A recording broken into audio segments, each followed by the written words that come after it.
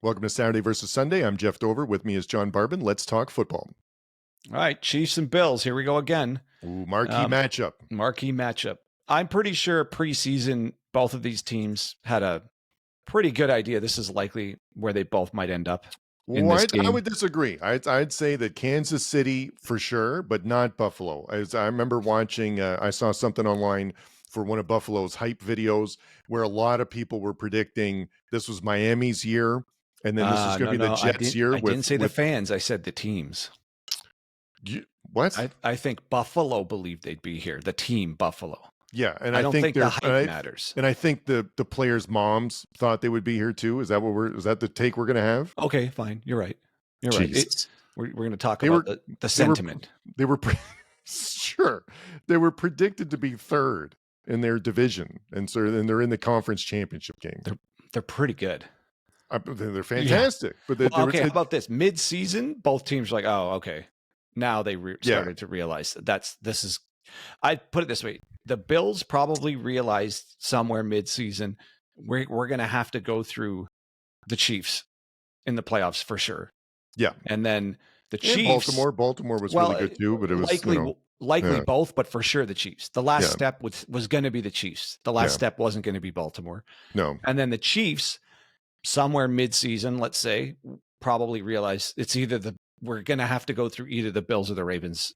It was Buffalo at the first half of the season, and then once Baltimore fixed their defense, then it was probably leaning toward Baltimore in the second half of the season. But yeah, you're absolutely right. And the reason why a lot of the pundits thought that Buffalo, that Miami or the Jets were going to finish ahead of them was because of some like talent or the specific, star personnel they have. In Buffalo, we talked about it the last show. They're making it work because they're extremely balanced, right? Josh Allen said it earlier this year, everyone eats in this offense, and because there's not any one, I don't want to say superstar, but like a lot of parts, they're more than the sum of their parts, and they can really distribute the ball well. And, so it's really amazing how they're getting it done being that balanced. Yeah. Well, they got two good tight ends that can catch. They got Cook. I think the major thing is how good the run game looks now. You asked me in the last show, like an X factor for Washington and Philly. I think Cook's really the X factor for Buffalo because he can have a nothing game, or he could have like 100 yards rushing, and that would make a big difference, So yeah, that's a good point. Because let's just exclude Allen and Mahomes from being the quote unquote X factor. It's almost like they cancel each other out. You have MVP level quarterbacks on both sides. I don't expect either of them to really make the game losing mistake here. And they're both capable of making the game winning play.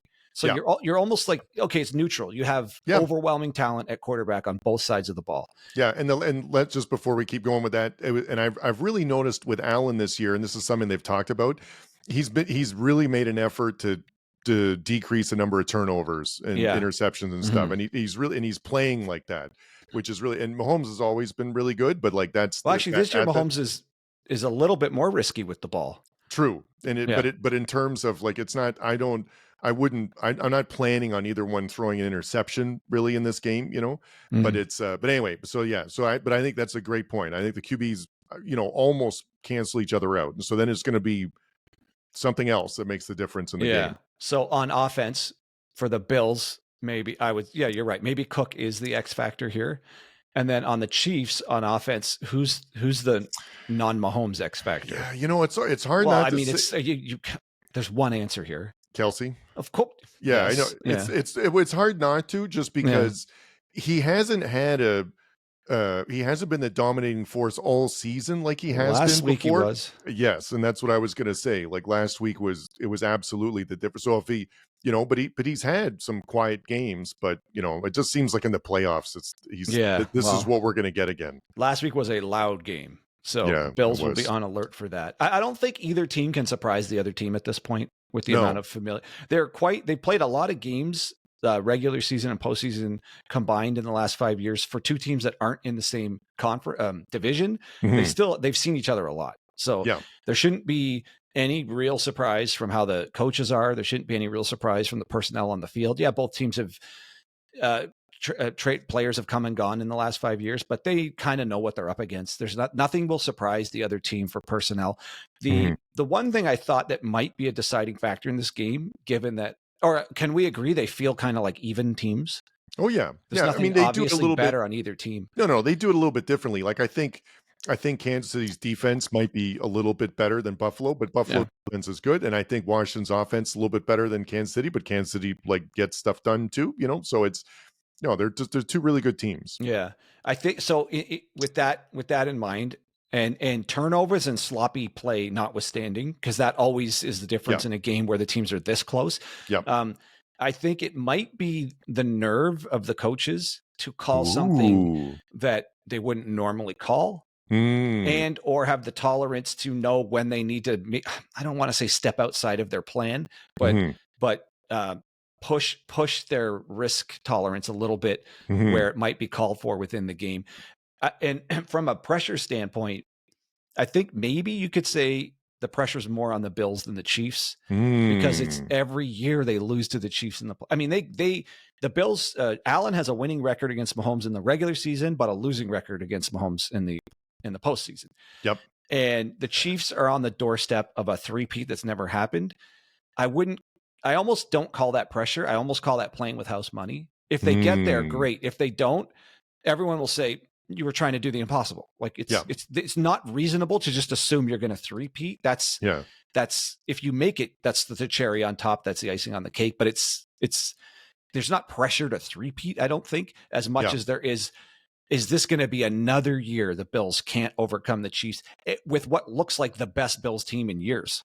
Yeah, that's a good point. And it was also what's different too about this one, like Washington, no one really expected them to be there, and they've got the rookie QB, and that's really house money right now against the Eagles. And a lot of times they'll say in the NFL, like you have to sort of lose first. Like Detroit was like that too. Like they had a good team, but they had the lost early, and then you're like, oh, next year they'll be good because you kind of have to do that. That you cannot say that with either one of these teams, right? Buffalo and Kansas City are very seasoned. If you don't win, it's just a disappointment, really, because this isn't like the new up and coming and they don't have experience. This is their time. This is both their teams' time. They're both in a Super Bowl window, as clearly the Chiefs are in the middle of one, but you would say Bills coaching, talent, organization, everything is in the middle of what should be a Super Bowl window. They're just up against a generational team, but I don't know. I mean, I guess my concept of who's under more pressure, I'm not saying the Chiefs have zero pressure, but if you really think about it, if the Bills window only lasts a certain number of years with Allen, how many more years can go by where you just can't get past the Chiefs? It's almost like it's just too bad that Allen came along and Lamar Jackson came along at the same time Mahomes came along. And it's like, that zeroed out 10 years of opportunity for players as good as Allen and Jackson and organizations as good as the Bills and the Ravens. But you just it's sort of like whoever came to prominence in the Tom Brady era. Like how many more championships should Peyton Manning or Drew Brees have or something it happens in a lot of sports. Tom Brady's just in your way for 20 years. Yeah. And basketball is like that too. At Michael Jordan, like the Karl Malone and John Stockton were really good had a championship. Hall of Famers, in the right. So any other era, that Jazz team should have one. And Just the other point too about both these teams know each other pretty well. They're not going to be surprised. That was something one of our insiders pointed out, that don't be surprised if they pull something out. Like like you said, the coaches, whoever has the guts to pull out like a trick play or something out of the bag, for this kind of thing. Cause that'd be that would make a difference in this game, because it's going to be a pretty narrow margin probably.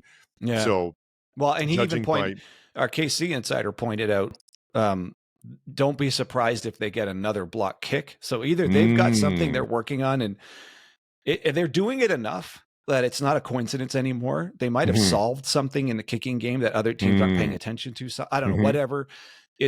We were just told that maybe pay attention, that they're going to get close again. So it's something they're that's working for them. Clearly it's happening too often for it just to be luck. Yeah. No, and that goes back to your other point where the QBs sort of cancel each other out. Like they're both going to be good and they're both going to be able to, but they were going to perform well. So it's going to be something else that changes this game.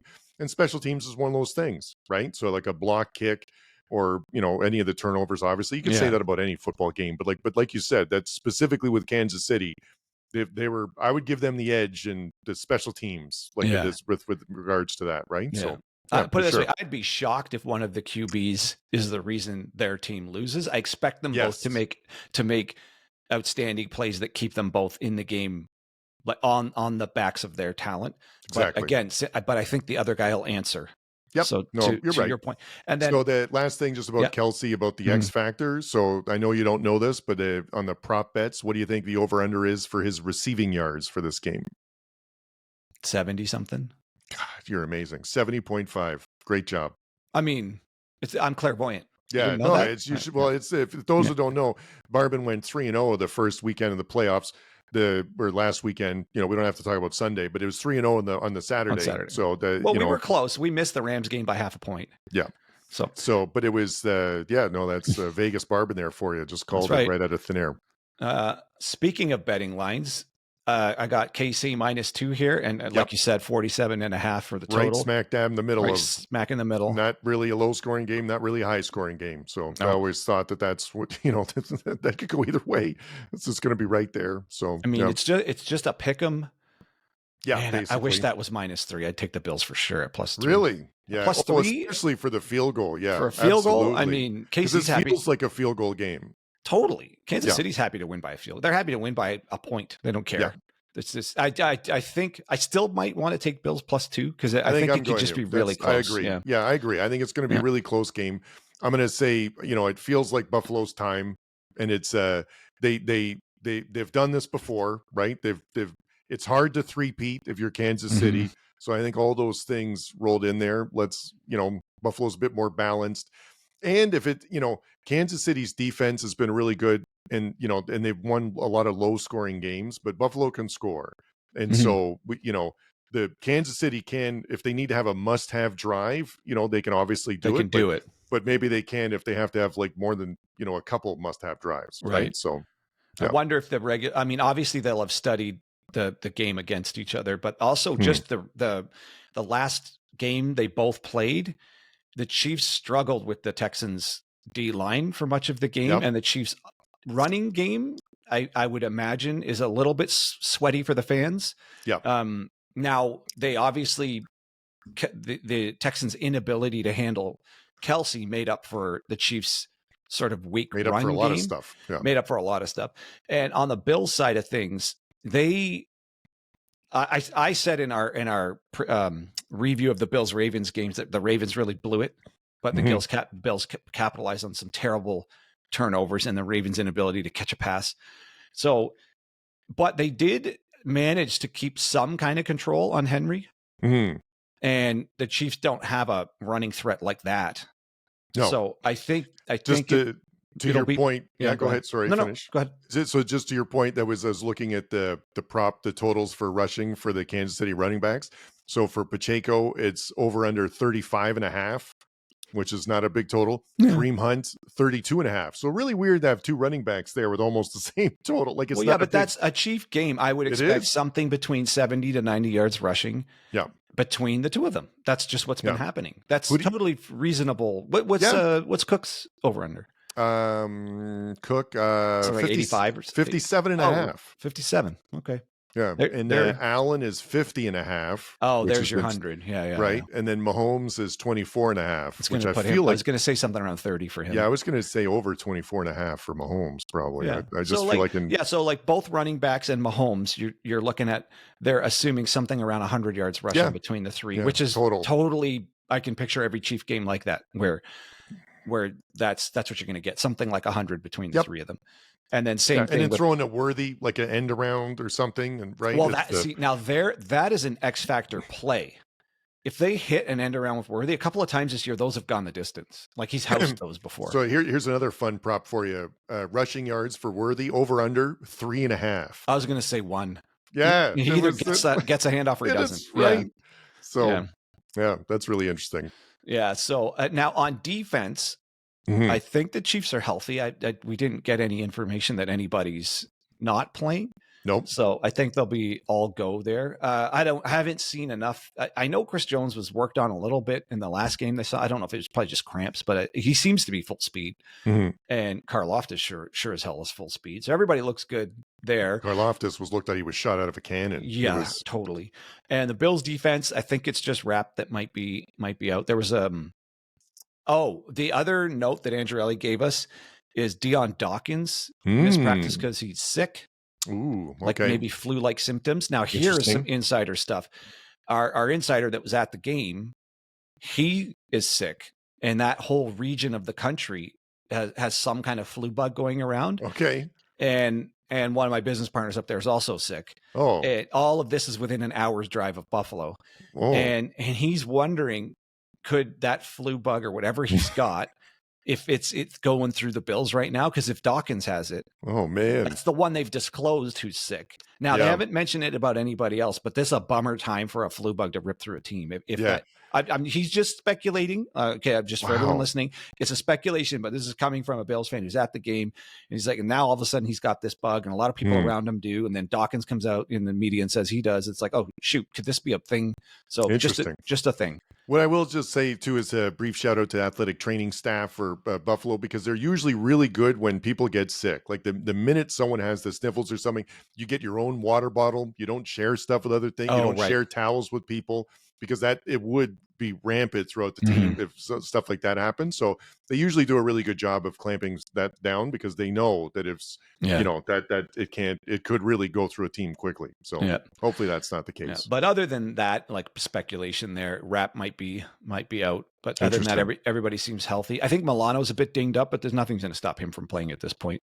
Yeah. I just checked the injuries, and Kansas City's people are all on IR, so like they've been out for a while. And then there's no one nothing else. from last week. I'm really speaking from last week to this week. Anybody who got dinged up bad enough that they're compromised this week.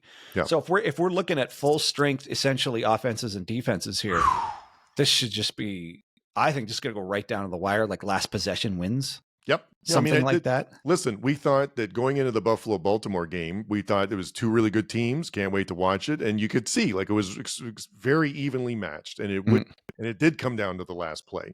Yeah. So I don't expect anything less for this one. Now, do you think, based on that Ravens game, both of these teams might play slightly uptight, knowing that a turnover could just turn the game? Yeah, I think that it's especially after last game, and especially these two teams, like Kansas City, I feel like has been like that the whole season. Like they're deep.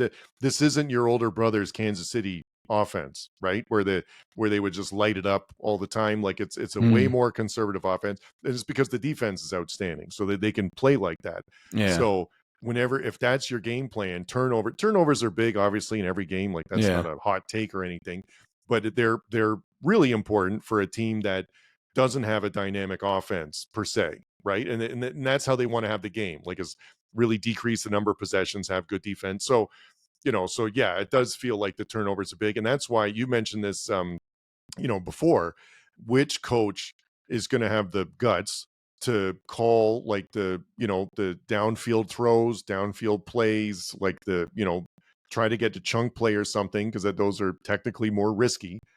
But that's going to be the difference. Like who can execute like that?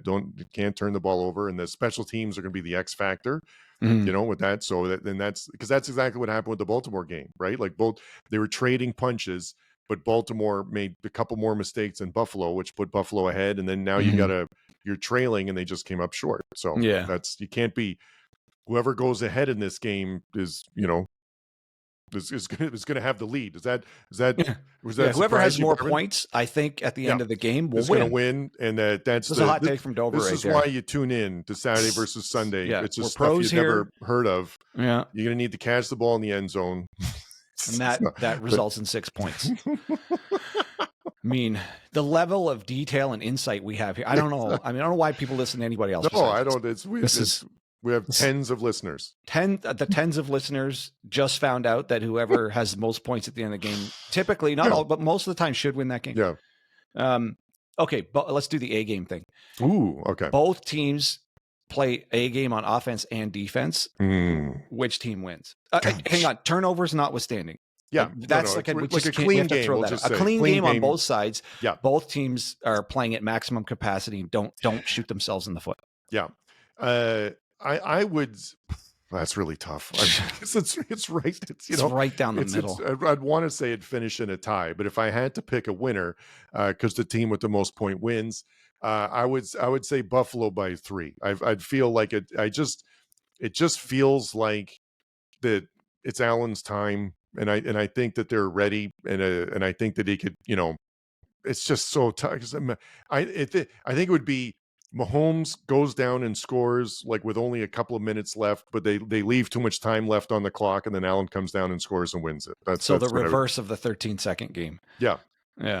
It's not obvious to me. You're right. It's almost like it's a tie. It'll just go to overtime and just keep going. Yep. If A game shows up against A game, it's essentially a pick 'em. Because of both QBs, like you said, they're amazing QBs, and they can get it done. Good. Yeah. Both of them can do the have to have it drive. Both of them got it. Both of them can run for the first down. The Barban thesis of 2025, running QBs, having the mobile QB. So I don't see how they stop them.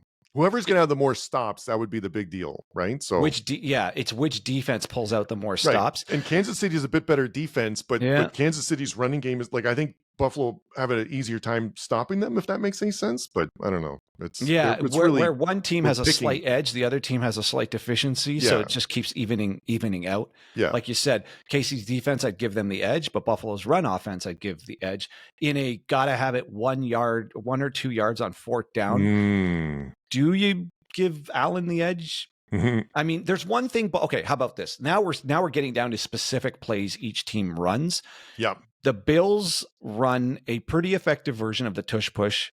Yep. Right up there with the Eagles. That KC I haven't seen run quite like that. Allen is sneaky big, so it's a good play to run. Allen's is obvious big. Mahomes is sneaky big. True, but they don't run it with him. Yeah, but they don't run that. But they don't do that battering ram thing up the middle that they do with Allen. Also, Allen's, I would say, more reckless with his body right now. I mean, it's not like Mahomes is conservative with his body, but like if you're going to add up who's going to throw their body in harm's way to get an extra yard, it seems like Allen will just he thinks he'll go through a defensive tackle.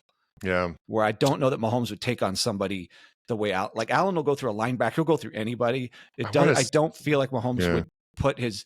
I don't know though, because he blasted somebody on the goal line. That's what the Kansas City fans will let us know, but I'm pretty sure there was a Mahomes like helicopter at one point too, where he got hit and he also flattened somebody on the goal line at one point on the Niners earlier this year. So they're both big. They both can get the yards when they need it. It's not obvious to me. I maybe just because Allen can do the tush push a little bit more effectively than the Chiefs do, but then the Chiefs defenses might be one of the only ones that can put up some resistance to it. The Chiefs on fourth down, I feel, would do like a Mahomes rollout, and it either runs for it or he throws a short pass to Kelsey, which is almost always works open. Every time. I know. But then Allen doing the tush push works every time. Yeah. I want this game to be like 9 quarters. Yeah. Oh yeah. Well, you know what? It can be, right? It totally could be. I mean, there's no ties in the postseason. That's another insight for you guys. There's no ties in the postseason. I mean, you come to Saturday versus Sunday for the detailed research-based football analysis. It's the classic. Somebody's got to win. It's what we're doing around here. Yeah. Someone's going to win. Bringing everybody up to speed on how football works. Someone's going to win, and I'm going to enjoy watching it. Yeah, basically, that's the end of it. I think you're right. I think if Kansas City loses, the fans will be disappointed, but they're going to be like, well, we won the last 2. If Buffalo loses, the fans are going to be pretty distraught because they're like, not again, Yes, exactly. So I think that really spoke to the pressure that you alluded to earlier. Yeah. And the Chiefs, I think fans can understand what they were chasing here is it's not to be expected to manage to go 3 in a row, and they know they'll be there next year anyways. Whereas I think the Bills fans will have that mounting feeling of we just can't do it. And do they really believe they'll be right back in this game again next year? Or they're like, man, but Baltimore might take another step. Like the Chargers are getting back, whatever. Just there's an inevitability that the Chiefs know they'll be here. Whereas I bet you the Bills fans still have that slight disbelief that almost an imposter syndrome. They have to get past KC to believe they belong right here. In contrast to, let's say, the Bengals. Here we go, my Bengals. Yep. They know that they can beat the Chiefs in the playoffs and go to the Super Bowl, and we're a play away from winning the Super Bowl. So the fan base, I put the Bills roster ahead of Cincinnati for sure. But the Cincinnati fan base must have a belief. They're like, well, we've been there. We got Burrow. Like we have the nucleus of what gets you to a Super Bowl. and most importantly, through KC to get to the Super Bowl. Good point. Through this Mahomes KC. The Bills, so far, as good as this team looks, don't have any historic proof they can ever go through KC to get to the Super Bowl. Yep. So every time they get stopped at this round, it's just another data point that you can't do this. Yeah, no, it's a good point. And what I said about KC losing this game does not count if they lose the next one. So, because that would be pretty crushing if you had a chance to go 3 Super Bowls and you lose in the Super Bowl. So, oh, interesting. Yeah. So, all right, Lon, tell me that. Are the do the KC fans agree that it's less painful to lose in this round than to make it to the Super Bowl than not three-peat? I mean, I guess, and also because I'm thinking about the opponent, because I think they'd be pretty favored over Philly or Washington. So I think it would hurt worse if they lose to Washington than Philly. I agree. Yeah. But either way, you know, it, having a chance to win a 3rd Super Bowl because you're in the Super Bowl and losing it, I feel like would be pretty bad. But anyway, all right, so last thought experiment here. Okay. Bills win. How does it look? Ooh, okay. So Allen obviously lights it up. We already know that. Cook has a better running day than you would think. The defense, someone steps up on the defense, right? And you know, and again, we always refer to talking about the turnovers. You can never know, but I would imagine they win the turnover battle, whether that's, you know, 1-0 or 2-1 or something, right? But that's, you know, I could easily say it's just like the Baltimore game. Like if they're gonna both are gonna be able to score, but it's whoever goes up and then less can hold mistakes. It. It's gonna be because then the other team's playing catch up, and that's when the mistakes can happen. So I got okay. So so Allen has to have an Allen game. Yep. They can't make mistakes. Well, and my other little thing is they have to somehow keep Mahomes in the pocket. Yep. And not let him get loose on the edges and create more time and space like he normally does. Like it's obviously easier said than done, but it's just when he gets around the edges and can buy time, there's no stopping that. No. So they have to be really disciplined in their pass rush and keep him in the pocket. As bad as it feels to leave him there like for a long time, that has to be the answer versus let him loose on the edges. Yep. And maybe put someone on Kelsey so he's not running around wide open, which happens every now and then. Put it this way, live or die without it being Mahomes to Kelsey on the scramble drill. Yes. Because that'll kill you every time. If they're it, maybe obviously easier said than done. It's so hard to do. But step one, keep him in the damn pocket. Yeah. Like keep him in the pocket in the middle. And then put and someone should be guarding Kelsey. Yeah. Yeah. A little bit better than last week. How about that? Yeah, right. Because it's the okay. So for the Chiefs to win, what's it look like? So Mahomes has a Mahomes day. Right. So excellent, very efficient passing, runs for a couple of key first downs, runs a bit more in the second half, the first half, you know, typical. that kind of typical. And the defense is the classic shutdown defense, doesn't let the team, you know, stops the run, doesn't give the other team doesn't give Allen a lot of possessions on offense because that would be really bad. Yeah. And and they get enough of a run game from Pacheco and Hunt that keeps the defense honest, which allows Kelsey and Worthy to make some plays down the field. And do you think it requires Kelsey to go off? No, I think he could have. I think he could have. What did I say? His reception yards were was like 70. 70. Yeah, he can have under that, and they can still win. Yeah. So it's not how many; it's the key times. Yeah, for sure. Yeah. So no, it can't like, and it really feels weird saying that, but it's like I just seen Kansas City do that like 15 times this season, right? Yeah. Like it was all the games were the same. Like it was low scoring, hold the ball, don't turn it over. Yeah, they got to play a clean game at the end. Yeah, they can't really afford turnovers. And I think the other major thing is on 3rd and or 4th down, especially and medium or short, they have to somehow contain Allen. Yeah. Because all options are open. There is no saving him. No. All options are open. Yeah, his rush total is over 50, and rightfully so, because it's the they got to keep him below 50 to win this game, I think. Yeah, I agree. Yeah. All right. Well, I mean, that's I don't know what else. You got anything else for this game? No, it's good. Can't wait. You had a good point. I think I wish it was a 9-quarter game. Yeah. Nothing about the weather. I know Kansas City can get brutally cold, but it looks like it'll be right around 30-ish. Since it's terrible. Well, everything's going to be cold compared to where you are in San Diego. Yeah. Well, yeah. They should just play all the games here. All right. Well, that's all we got for that one.